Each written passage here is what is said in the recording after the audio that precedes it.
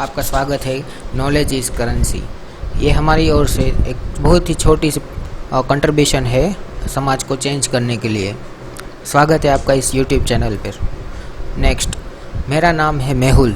मैं पहले से ही एक गवर्नमेंट स्कूल और कॉलेज में पढ़ा हुआ स्टूडेंट हूँ। पहले नवोदय में, बाद में गवर्नमेंट कॉलेज और गुजरात। आज मैं आपको यूपीएससी सिविल सर्विस एग्ज़ाम्स के बारे में अवेयर और थोड़ी जानकारी देना चाहता हूँ। मेरी भाषा जो होगी वो हिंदी प्लस इंग्लिश, और वैसे तो मैं गुजराती हूँ लेकिन मैं यहाँ पर इंग्लिश यूज़ करके आपको ये थोड़ी चीज़ें बताना चाहूँगा। चलिए शुरू करते हैं। यूपीएससी सिविल सर्विस एग्ज़ाम, सबसे पहले आपको देखना है कि सिलेबस क्या है। सिलेबस वो आपको नोटिफिकेशन मिल जाएगा upsc.gov.in पर। वो 2017 का मिलेगा। अब आगे नेक्स्ट ईयर 2018 वाला आपको थोड़े दिनों के बाद जब नोटिफिकेशन आएगी तब आपको मिल जाएगा। सिलेबस में आपको प्रीलिम्स, मेंस और इंटरव्यू तीनों कैटेगरी ऑफ एग्ज़ाम, जो कि एक सिविल सर्वेंट बनने के लिए बहुत ही ज़रूरी प्रोसेस है, उसके बारे में सब कुछ आपको डिटेल में दिया हुआ होगा। ये मैं यहाँ पर वो स्क्रीनशॉट वो सब रख कर आपको वापस बोर करना नहीं चाहता। सिलेबस में प्रीलिम्स में आएंगे 2 पेपर, GS1 और GS2, दोनों 200-200 मार्क्स के होंगे। GS2 क्वालिफाइंग पेपर होगा जो कि CSET होगा, एप्टीट्यूड एग्ज़ाम, और GS1 उसमें आपको मेनली 4 सब्जेक्ट होंगे, हिस्ट्री, पॉलिटी, जियोग्राफी, इकोनॉमी। उसके अलावा science and tech, environment, ecology और जनरल साइंस। उसके अलावा प्लस आपको करंट अफेयर्स, वो सब जो भी सब्जेक्ट्स मैंने अभी आपको बताया उससे रिलेटेड जो भी करंट अफेयर्स पिछले 1 साल के दौरान DD न्यूज़, एयर और ऑल इंडिया रेडियो, या फिर द हिंदू पेपर, न्यूज़पेपर, या फिर कोई भी गवर्नमेंट स्कीम्स यानी PIB, वहाँ पर से आपको मिल जाएगा। उसके लिए आपको थोड़ी मेहनत अपने आप से ही करनी पड़ेगी। उसके अलावा आपको कई वेबसाइट्स के द्वारा आपको मंथली मैगज़ीन्स भी प्रोवाइडेड की जाती है। अगर आप उनको यूज़ करना चाहते हैं तो कर सकते हैं, उसमें कोई बुराई नहीं है, लेकिन वो आपका टाइम ज़्यादा कंज्यूम करेंगी। सबसे पहले आपको अपना पर्सपेक्टिव बनाना है कि किसी भी टॉपिक पर मैं अपने और से क्या बता सकता हूँ आपको, वही इंपॉर्टेंट है। क्योंकि आपको प्रीलिम्स में तो आपको ऑब्जेक्टिव है, इसलिए आप 4 में से कोई भी एक ऑप्शन या फिर 4 में से कोई उस पैटर्न के मुताबिक आप प्रीलिम्स क्रॉस कर सकते हो। लेकिन मेंस में आपको लिखना रहेगा, वो भी आपको हिंदी, इंग्लिश या फिर आपकी मदर टंग के उसमें। और उसके लिए आपको पहले से प्रिपेयर होना पड़ेगा कि आपके आंसर्स में इंट्रोडक्शन, मेन बॉडी, कंक्लूजन, वो सब आपको सोचना पड़ेगा। Negative, positive impacts, plus point, negative points, अच्छी बातें, ख़राब बातें, सब कुछ आपको इंक्लूड करना पड़ेगा।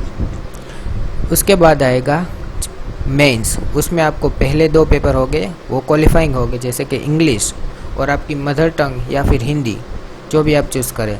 उसके बाद GS1, GS2, GS3, GS4। GS4 ethics का रहेगा। GS1 में हिस्ट्री, सोशियोलॉजी और जियोग्राफी इंक्लूड रहेंगे। GS2 पॉलिटी का रहेगा। GS3 इकोनॉमी का रहेगा, और उसके साथ साथ एग्रीकल्चर, एनवायरनमेंट, इकोलॉजी, वो सब इंक्लूडेड रहेगा, डिज़ास्टर मैनेजमेंट। उसके बाद ऑप्शनल सब्जेक्ट्स आपको चूज़ करना रहेगा, वो भी आपको नोटिफिकेशन में सब्जेक्ट्स लिटरेचर के मुताबिक दिए गए हैं, और वहाँ से आप सिलेक्ट कर सकते हैं। मैंने फॉर एग्ज़ाम्पल अगर मैं अपनी बात बताऊँ तो गुजराती लिटरेचर मैंने सिलेक्ट किया हुआ है। उसी तरह से आप भी अपनी मातृभाषा या फिर कोई भी अपनी ग्रेजुएट सब्जेक्ट्स को सिलेक्ट कर सकते हो, लेकिन सिलेक्ट ऐसा करें जिसमें आपको रस हो और आप उसे ज़्यादा पढ़ सके। उसके बाद ये सब प्रोसेस ख़त्म होगी। उसके बाद आपकी मेंस की एग्ज़ाम, अगर आप क्वालिफाई होंगे यानी मीन्स आपके मेरिट अच्छा होगा तो आपको इंटरव्यू के लिए बुलाया जाएगा, और उसमें सिलेक्ट होने के बाद आप फाइनली सिविल सर्वेंट्स के लिए आप क्वालिफाई हो चुके हो, और आपको देहरादून, जो कि वहाँ पर हमारा सेंटर है IAS कोचिंग के लिए, उसके लिए वहाँ पर आपको बुलाया जाएगा। सो ये सब बेसिक्स बात थी। पैटर्न मैंने आपको बता दी है। सब्जेक्ट्स ये रहे, सब्जेक्ट्स भी आपको इंक्लूड करके बता दिए। सोर्सेस ऑफ स्टडी, उसके लिए आपको बहुत सारे ऑनलाइन पे गूगल कर लोगे तो आपको बहुत सारा मिल जाएगा, लेकिन don't get confuse in multiple sources. Because basically आपको बता दूँ तो करंट इवेंट्स के लिए आप DD news, all India radio, plus the Hindu और एनी अदर बिजनेस न्यूज़पेपर।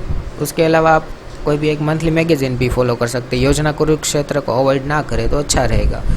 उसके बाद हिस्ट्री के लिए पहले बेसिक से एनसीईआरटी आप सभी सब्जेक्ट्स की ख़त्म करें, उसके बाद ही कुछ आपको बेसिक्स क्लियर होगा। भले आप सोच रहे होंगे कि मैं तो सीबीएसई पास आउट स्टूडेंट हूँ लेकिन मुझे कोई ज़रूरत नहीं है, लेकिन वो तो मैं भी हूँ, उसके लिए कोई ऐसा रूल नहीं है। लेकिन उसके आपका अगर बेसिस क्लियर होगा तो आपकी नींव जो मजबूत रहेगी और आप अपनी बिल्डिंग को कहीं ऊंची इमारत बनाने के लिए आप काबिल रहोगे। सब्जेक्ट्स आप यहीं से सिलेक्ट करें। सोर्सेज ऑफ स्टडी आपको अपने आप ही ढूंढना पड़ेगा, वही आपके लिए अच्छा रहेगा। देन नेक्स्ट, अभी मैं आपको हिस्टोरी ऑफ इंडिया, हिस्टोरी मैंने क्या बताया, हिस्ट्री स्टोरी है एक प्रकार से, उसका इंट्रोडक्टरी ओवरव्यू दूंगा। लेकिन हिस्ट्री सब्जेक्ट्स के लिए आप रेफ़र कर सकते हैं एनसीईआरटी क्लास 6 से 12 तक। ओल्ड पुरानी जो भी आपको अच्छा लगे वो आप कर सकते हैं। उसके अलावा ancient, medieval, modern and art and culture, उसके मुताबिक एक स्टैंडर्ड बुक, फिर past previous years solved question papers और एनीथिंग, वो आपको एक पैटर्न के मुताबिक आइडिया रहेगा कि कैसे कैसे क्वेश्चन आ सकते हैं।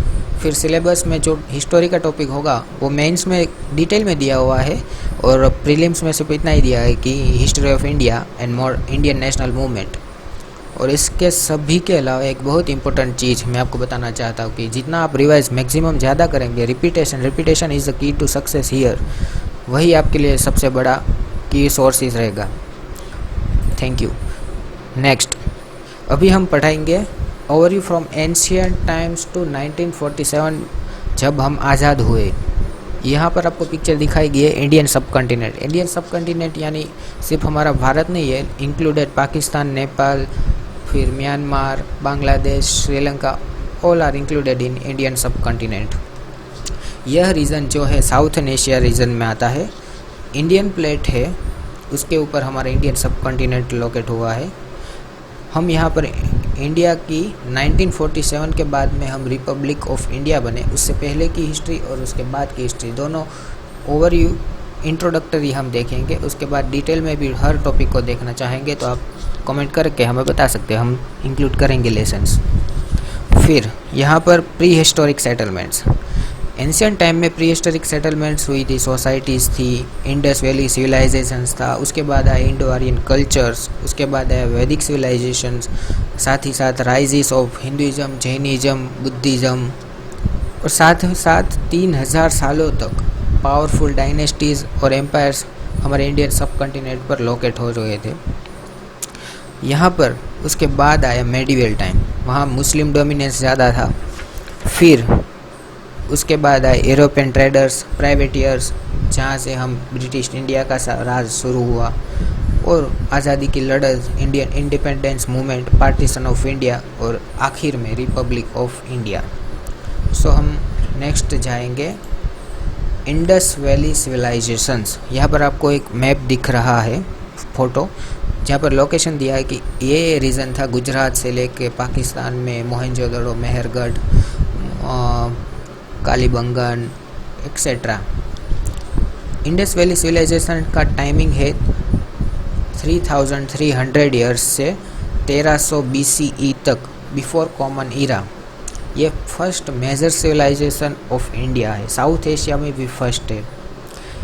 मैच्योर हड़प्पन पीरियड जो कि 2600 से 1900 बिफोर कॉमन ईरा में शुरू हुआ था, ये टाइम था आयरन एज वैदिक सिविलाइजेशन। उसके बाद आया उसमें वेदास, जनपदास, कास्टिज्म यानी कि वर्णाज्म, वो ब्राह्मण, क्षत्रिय, वैश्य, शूद्र, वो सब इंक्लूडेड है हियर। उसके बाद आया लेटर वैदिक सिविलाइजेशन। वैदिक सिविलाइजेशन यानी उसमें ऋग्वैदिक सिविलाइजेशन, ऋग्वेद बुक जो हमारी एंशिएंट बुक है वो इस समय के दौरान ही मौजूद थी। उसके बाद आया लेटर वैदिक सिविलाइजेशन, उसमें बहुत सारी दूसरी बुक आई जैसे कि अर्थवेद, सामवेद, यजुर्वेद, वो सब। लेटर वैदिक पीरियड के साथ साथ उसका लोकेशन है इंडो गैंगेटिक प्लेन, नॉर्थ में, ये नॉर्थ यूपी बिहार का जो आजकल हमारा एरिया है वहाँ पर। फिर उसके साथ साथ महाजनपदास, मगध, गौतम बुद्ध, महावीर, ये सब जो श्रामेणिक फिलोसॉफीज का टाइमिंग था 5th से 6th बिफोर कॉमन इरा। यानी फिर 5वीं और 6ठी सेंचुरी बिफोर कॉमन ईरा। उसके बाद नेक्स्ट है मौर्यन एम्पायर। यहाँ पर आपको दिख रहा होगा कि मौर्यन एम्पायर ने लगभग पूरे का पूरा भारत को कवर कर चुका है और अफगानिस्तान तक उसका एरिया था। बांग्लादेश, असम, वो सब इंक्लूडेड है। ये एरिया का टाइम जब मौर्यन एम्पायर का राज हो रहा था वो अराउंड 3rd और 4th before century before common era के टाइम पे था। प्राकृत एंड पाली ये जो भाषा है ये नॉर्थ में यूज़ हो रही थी और तमिल संगम लिटरेचर जो कि साउथ में था ये 3rd बिफोर कॉमन एरा के बाद में हुआ। फिर आया क्लासिकल पीरियड, बहुत सारे राजा 1500 वर्ष तक राज किए। उसके बाद आया गुप्ता एम्पायर। गुप्ता एम्पायर हमारे भारत का गोल्डन एज का बताया जा रहा है। वो एशिया में पूरी तरह स्प्रेड था, मिडल ईस्ट, मेडिटेरियन सी, साउथ, उस सब के साथ उसका लिंक था। साउथ ईस्ट एशिया में इंडियनाइज्ड किंगडम जो है वो भी यहाँ पर गोल्डन एज के दौरान लिंक्ड है। उसकी हिस्ट्री भी गोल्डन एज के साथ लिंक्ड है। इसके बाद हम जाते हैं साउथ के जो 3 ट्रिपार्टिट स्ट्रगल, वो जो कन्नौज यूपी में है उसके लिए लड़ाई चल रही थी। वहाँ पर पाला, राष्ट्रकूटास, फिर गुर्जरा प्रतिहारा, ये तीनों लड़ाई कर रहे थे कन्नौज में राज करने के लिए। जैसे कि आप मैप में देख रहे हैं तीनों साइड से अटैक हो रहा है, साउथ में है। और बहुत सारी डायनेस्टीज थी जैसे कि चालुक्य, चोला, पालवा, चेरा, पंडियन, वेस्टर्न चालुक्य एट्सेट्रा। फिर चोला जो साउथ में था उसका लिंक था साउथ ईस्ट एशिया में, श्रीलंका में, मालदीव्स, बंगाल, और ये सब बात हो रही है 11वीं सेंचुरी की। और जो हम प्राउड कर रहे हैं कि जीरो की शुरुआत हमारे इंडिया से हुई, उसका भी बेसिस जो था इंडियन मैथमेटिक्स का अर्ली मेडिवल पीरियड में हिंदी न्यूमेरल्स वो सब भी यही टाइम में हो रहा था। नेक्स्ट है मुस्लिम रूल, दिल्ली सल्तनत, यानी दिल्ली सल्तनत, मुग़ल, वो सब मुस्लिम रूल में आ चुके हैं। मुस्लिम रूल का स्टार्टिंग जो है नॉर्थ वेस्ट के साइड से हो रहा है, जो कि वेस्ट एशिया से आए और यहाँ पर आगे आगे कुछ करते करते हमारे इंडियन सब कॉन्टिनेंट पे राज कर दिए। 13वीं सदी, नॉर्थ इंडिया, दिल्ली सुल्तानत 1206 कॉमन एरा, वहाँ से उनका राज शुरू हुआ। दिल्ली सुल्तानत का जो बैकग्राउंड है वो सेंट्रल एशियन टर्क्स है। 8वीं सदी तक पाकिस्तान और अफ़गानिस्तान तक वो आ चुके थे। उसके बाद वहाँ पर बहुत सारे हिंदू रेजिस्टेंस था, जैसे कि विजयनगर, गजपति, अहोम, राजपूत, मेवाड़, जो हमारे राजा थे नॉर्थ वेस्ट साइड के, उन्होंने बहुत रेजिस्टेंस किया है और वो एक बहुत अच्छी हिस्ट्री है हमारे लिए। फिर 15वीं सदी, सिखिज़म, सिख धर्म जो उसका राइजिस हुआ। उसके बाद मॉडर्न अर्ली यानी कि 16वीं सदी, मुग़ल आए इंडियन सब कॉन्टिनेंट पे राज करने के लिए। मुग़ल के डिक्लाइन क्यों हुआ? मराठा, सिख, मैसूर, वो सब छोटे छोटे या फिर बड़े बड़े, उनके सब इंक्लूड करके मुग़ल का डिक्लाइन होना शुरू हुआ। मराठा उनके बहुत बड़ा फैक्टर था मुग़ल का डिक्लाइन होने में। उसके बाद आ रहे हैं ब्रिटिश राज। ब्रिटिश राज जैसे कि आप देख सकें बहुत ही गुचवड़ वाला एरिया है, बहुत कंफ्यूज कर देता है कौन कहाँ राज कर रहा था। इसमें प्रिंसली स्टेट्स भी है और ब्रिटिश का राज भी है, ब्रिटिश क्राउन भी है, वो सब इंक्लूडेड है। ये सब ओवरव्यू है, हम डिटेल में भी ये सब देखेंगे। फिर 18वीं सदी, 19वीं सदी, ब्रिटिश ईस्ट इंडिया कंपनी आई, ब्रिटिश एम्पायर बनाया। वहाँ से हमारे इंडियन लोगों में जो एक गुस्सा था उसको निकालने के लिए इंडियन रेबेलियन हुआ 1857 में, और उसके बाद ब्रिटिश क्राउन ने पूरी सत्ता इंडिया की अपने हाथों में ले ली। फिर इंफ्रास्ट्रक्चर भी थोड़ा बहुत डेवलपमेंट हुआ, बहुत सारा नहीं कह सकते। इकोनॉमिक डिक्लाइन हुआ, मेजर फमाइंस हुए, सूखा हो गया, भूखमरी हो गई, बहुत सारी डिज़ास्टर्स थे। उसके बाद फर्स्ट हाफ यानी कि 1900 से 1950 के बीच इंडियन नेशनल मूवमेंट जो था गांधी जी के दौरान, वल्लभ भाई, सरदार नेहरू, वो सभी लोग, उसमें इंडियन नेशनल कांग्रेस का बहुत खासा रोल था। और 1947 में हमें ब्रिटेन से आज़ादी मिली उसके बाद इंडिया हुआ, पाकिस्तान का जन्म हुआ और प्रिंसली स्टेट्स थे वो इंडिया में विलय हो चुके और वो जो पाकिस्तान में थे वो पाकिस्तान में विलय हो चुके और इसी तरह हमारी आज़ादी की मूवमेंट ख़त्म हुई है।